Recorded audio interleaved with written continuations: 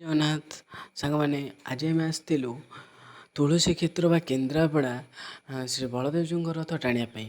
ଏଠି ରଥ ଦେଖିବା ପାଇଁ ଶ୍ରୀ ବଳଦେବଜୀଉଙ୍କର ଏତେ ଲୋକ ହେଇଥିଲେ ଯେ କି ଜନସମୁଦ୍ର କହିଲେ ଚଳେ।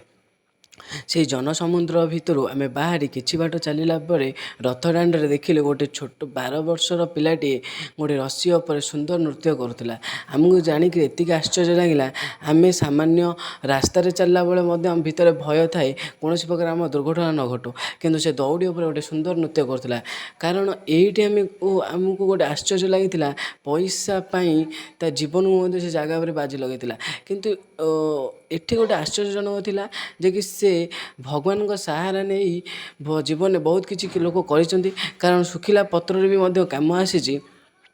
ଯେଭଳି ଭାବରେ ଶୁଖିଲା ପତ୍ର ମଧ୍ୟକୁ ସାହାରା କରି ପିମ୍ପୁଡ଼ିମାନେ ଯେଭଳି ତାଙ୍କ ଜୀବିକା ନିର୍ବାହ କରନ୍ତି, ଏଭଳିଆ ଦଉଡ଼ି ମାଧ୍ୟମରେ ସେ କୌଶଳ ଦେଖାଇ